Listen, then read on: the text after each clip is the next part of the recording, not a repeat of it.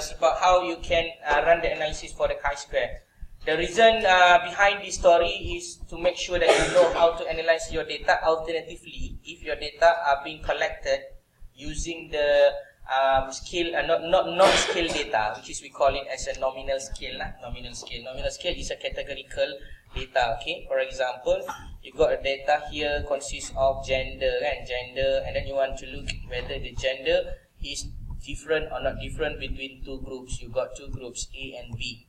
Okay. Oh, before I proceed with all this explanation, I just want to give you some ideas. Why in research, why in the world, people are looking into differences. None of you asked me this question. Unfortunately, I want to explain to you why we do this differences test. Okay, I took one example. If I want to make some study, I will make some judgment or assumption, right? So I'm going to believe that the group A and B is similar. So let's say this is group A, this is group B. So I'm going to test your IQ, for example. And therefore, I'm going to test, is there any difference between A and B? Why? If there is a difference, that means there are something to do with the groups. The groups is one of the factors, or the group is one of the risk factors, or the group itself is one of the influential factors that making the IQ become different. Okay, to make this one simplified, I'm going to use this graphic. Let's say we got A, kawasan A, location A, and then we got location B. And then location A consists of a few cases, let's say 1,000 cases. And then the location B got 2,000 cases. So relatively speaking, or frankly speaking, that is different in the naked eye, right? 20,000 and 1,000. So in the statistical eye, or in the statistical approach, we want to understand whether the A group and B group got some differences.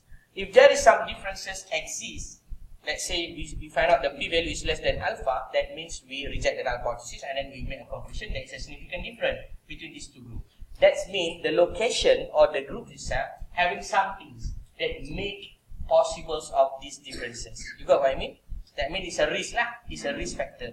In the epidemiological approach, for example, you got A group, you got B group. This one is male, this one is female. And then we are looking into the percentage of disease. For example, 80%, this one is 68%. And this one is significantly different, for example. What does that mean? That means the gender play an important role in influencing the disease to be occurred. Understand or not? Therefore, we test for differences. Understand? Or not understanding? Faham ke tak?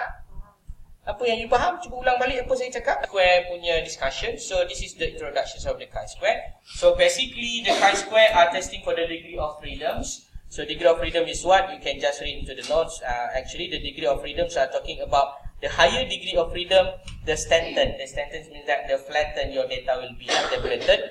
If your degree of freedom is so small, then you got the higher one, the mencanak one like this lah. So this is the tabulations of the chi-square. Okay, the most important things that I want you to understand for today's sessions is only two items that you need to know. The first one is the function of chi-square. The chi-square is actually used for two good reasons. The first one are testing for the goodness of fit. Testing for the goodness of fit.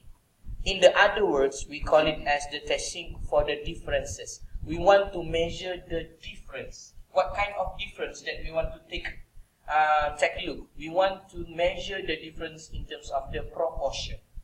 Because this is not a numerical data, right? So we want to know whether there is a difference or there is no difference between the proportion. For example, I got male and female. And then I got the two categories, overweight or not overweight. So I'm going to compare male and female have the similar proportion or not similar proportion. So far so good? Understand or not? So that is the first step or the first approach of using the chi-square. So you remember the first one, chi-square, testing for the goodness of fit. Okay? Testing for the goodness of fit is for what? For measuring the differences in terms of proportion. That is the keyword, the important keyword in chi-square. Testing the differences in terms of the proportion.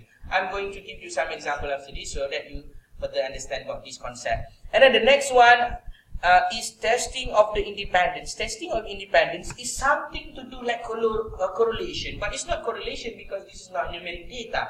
So it's something to do like the influential factors, because we want to know whether the X is influencing the Y. X the factor, Y is the outcome or result. Okay, we are going to see the example also of this. Okay, can you follow or not? We got two types of chi-square. So testing for the goodness of fit, or we got the chi-square testing for the independence, menguji darjah kebebasan. Okay, that is what we define in Malay. Okay, let us see about the first one, which is we call it chi-square testing for the goodness of fit. Testing for the goodness of fit is actually you want to test the assumptions of the distribution. So in our null hypothesis, we are going to say the distribution are equal, and then our alternative, the distribution are not equal. That's all. Understand? That is the difference between the other parametric test and also numeric test. I took one example here. The requirement are as follows. You must have and only having the non-numeric data, which is categorical data. And your data must be in the count form. It's not a percentage. That means if you got percentage, you need to translate into the count, the real number, the absolute count. Okay?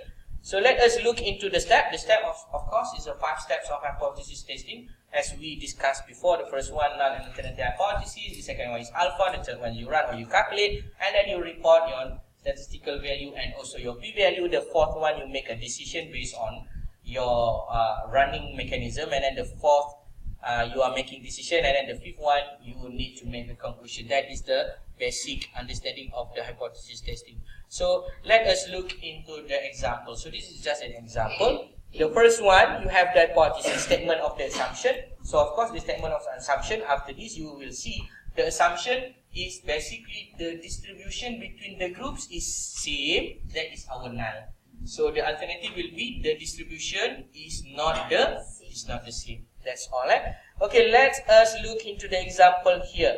This is the very basic examples that explaining to you about the usage of the chi-square testing for the goodness of fit. As you can read here, the following table display the age distribution for a sample summoned for a traffic violation test hypothesis that is equal proportion. So that is the idea we need to understand. This one, dia kata kat sini, test the hypothesis that there is equal proportion. Ini maknanya hint for you to understand their null hypothesis. That means the age group are similar. That is their null. That means if you got 100%, how many age group you have here? 1, 2, 3, 4, 5. You got 100 divided by 5. You got how many? 20. So theoretically speaking, you will perceive the first one will get 20, the second one 20, the third one also 20, the fourth one is 20, the fifth one is also 20 observation. That is our null.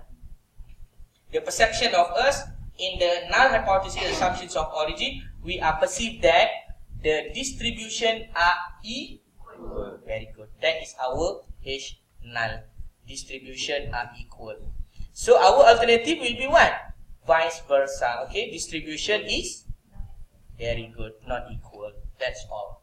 Understand? And then followed by the next following steps lah, as we can complete here. So the next following step, this step you will do it tomorrow. Don't worry, I'm going to explain to you how to run this kind of analysis, and then you are going to observe also the output. So the output from this result is actually given here. So I just want to ask you if you remember all these things. So the chi value is equal to 16.50, and then the significant chi value or the p value is equal to 0.002. So I'm going to ask you, what is your decision, whether you want to reject or fail to reject a null hypothesis? Reject. Very good. So you are going to reject your null hypothesis. So after you reject a null hypothesis, can you give me one examples of the good conclusion? What is your conclusion then? Remember, our null, all the proportion between the age group who getting the summon are equal. So that is our null. So now our alternative not equal. So I'm going to ask you, we reject already, right? So what is our conclusion? Is different. The proportion of the people who get summoned according to the different age group are not equal, or different. Okay, that is acceptable. Very good. That is the examples of your conclusion. Conclude that the proportions of the people get summoned for traffic violations is significantly differ across the different age group. Understand? This is the first application if you want to use the chi-square testing for the goodness of fit. So far so good? Understand or not understand? Okay, ladies and gentlemen, now I'm going to finish my discussion on the second part of the topics, which is testing for the independence. Okay, the next one that you need to understand is the chi-square test for the independence. Chi-square test for independence is actually the extension analysis. It's the similar approach, but we tend to request more results given by the computer. Okay, you must also understand the function. So the functions of the chi-square testing for the independence is actually to determine the association between two non-metric variables. That means you try to look the influential factors, the association between the factors and the outcome. Okay. For example, in our case here, this is the ward, and then you want to see the percentage of discharge. For example, what mana yang paling cepat discharge, yang mana paling lambat discharge. Also, you can investigate that basis. Okay, that's the first one. The function is this is the way to calculate the formula for the chi-square, which is correct, right? Observe minus expected, the power of 2 divided by expected, and then sum it up. Oh, wow, I don't believe it. I can't remember it. Okay, what do you need to know? This is the normal one, and then we add some more. We add some more here. Actually, it's similar like above, like before, but we add some more, which is the measures of association using the pi, contingency coefficient, and also Kramer's P. So this is just an additional analysis that we need to ask from the computer, and then the computer are going to give us that values. So if you want to calculate also, you can calculate manually by using this kind of formula. You can just plug in anything here. This chi value divided by the n, and then the power of it, and then you got the pi coefficient, and then you got the contingency coefficient, and then you got the Kramer's P coefficient. No need to calculate by yourself, okay? Computer are going to help you on that things. Okay, the next one that you need to understand is the null and alternative hypothesis, right? Majority of the hypothesis testing, I think you start at the first step. This is the null and alternative, correct or not? So make sure you understand the function first. So after you understand the function, so this is the chi-square testing for the independence. We are looking at the interdependency of the IB and DB.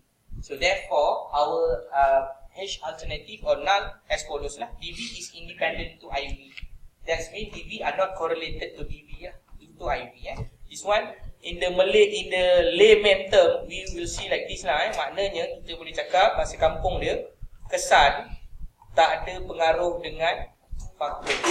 Faham So dia punya alternatif kesan ada pengaruh dengan faktor. That is in a Malay or layman term. So in this kind of examples, kita dah boleh nampak di sini bahawa DB is independent to IB, and also the alternative hypothesis will be DB is independent to IB. And then the step 1 will be the same, step 3 also will be the same, and then step 4 also will be the same, step 5 also will be the same. Okay, the difference is how you want to make interpretation, that's all, okay? So this is the similar approach. Okay, I got one example here that I'm going to share with you after this. How you can run this kind of analysis is very simple. A study was conducted to test the relationship between a student group, whether you are staying in the campus or you are a PJJ student. You know PJJ student? Is an out-campus student. And then academic performance. We want to see, is there any association, is there any influential factors between the way you stay inside the college and also your academic performance? Is there any influential factors or not? Data collected from the number selected samples, and then test of the hypothesis relationship at the significant levels at 0.005, and then calculate the appropriate measures of the two variables. So this is the data. So how we want to enter the data, I'm going to show it with you after this. Okay, you are ready to see how we want to make this thing. First of all, please come up with a piece of paper and write down the hypothesis testing for me now. When you're doing that, I'm doing this. Can you do that together? Yeah. Okay, now write up your hypothesis testing, the first step until the fifth step. Using this kind of examples, we need to understand about the hypothesis testing. So the first step of hypothesis testing, you establish your null and alternative hypothesis. So the first one is your null hypothesis. What's your null hypothesis then? Beware. Do not use the relationship I don't like it. Not I don't like it. It's theoretically not very accurate. So you must use the term association. Okay. There is no no association between academic performance and also student groups, correct? Or if you do not understand or you forgot about something, you just remember DV is independent to IBs, okay? Or you can say that academic performance is independent to student groups. Okay, this is your correct hypothesis now. And what about your hypothesis alternative? Also the same thing. DV is dependent. Very good. Dependent to IB. Or in other words, we also can say that academic performance is dependent to student groups. Very good. And then we are going to use our second step hypothesis instead of establishing your alternate alpha 0.05. And then you are going to run or calculate your hypothesis, okay? So to run this one is very simple. You just click analyze here, data with cases. I'm going to weight my cases using the frequency here. And then I'm going to click the analyze, descriptive, and cross tab. So for your information, anything with regard to your DV will be put inside the column, okay? You put your column is your DV. The column here is for DV. Okay, DV. What is DV? This one is for DV. DV is independent variables, which is your outcome that you want to measure. So based on this example, our outcome of measures will be the academic performance, whether high, moderate, or low. And then you are going to put your frequency inside here, and then statistic you are going to choose chi-square. If you are using the chi-square testing for the goodness of fit, the first one, you only tick this one. If you are using the first chi-square, you got what I mean? If you are using the first chi-square, the difference one, you are using only this one. You can just tick and then click continue. But if you are using the second chi-square, which is testing for the independence, where you want to measure the association, you can also tick these two, which is the contingency coefficient and also pi and Cramer's B. This is what the computer are going to help you and give you those values that I mentioned before. And then you calculate, you click continue, cells you request for the percentage in the column, and then you click OK. Automatically it will not give you the correct things. Why? Because I wrongly put, okay? This one is wrong one. Wrong one, why? Because this one should not be frank. This one should be group. Okay? This one should be group, and then click OK. This one is the correct one. You can see the campus, BJJ, academic, low, moderate, and high. So this is what we want. And then we can see here, this is our interpretation based on the statistical analysis. Okay, sorry. I'm going to make it up a little bit. Okay, this one is good. So based on this, you can see here, expected count less than 5. Okay, this one I'm going to explain it to you after this. Okay. So to use the chi-square, you must have an assumption. Assumptions means that requirement. The requirement when you analyze the data, the expected count must not less than 5. So if you see, is there any expected count less than 5? None. No expected count less than 5. So that means our chi-square is valid because the percentage must be less than 20%. So if the percentage is higher than 20%, that means you cannot use the Pearson chi-square. You might want to consider the other statistic. The other statistic also be given below, likelihood ratio or linear by linear association. Okay, so in this case, so far so good because it's not violated and therefore you are using the Pearson chi-square. So which is our value? This one is our value, 8.253, and then our p-value is equal to 0.016. P-value similarly also called as a SIG value or critical values. So based on this, and alpha, our alpha will be 0.05. You reject or fail to reject our null hypothesis? Yes. Correct. You reject our null hypothesis. And therefore, what is our conclusion? Yes, very good. It's accurate result you give it to me. Correct. Academic performance is dependent to study groups. Very good, very good. That is the correct one. Academic performance is dependent to the study group at the point level of significance 0.05. Just to add up with this level of significance.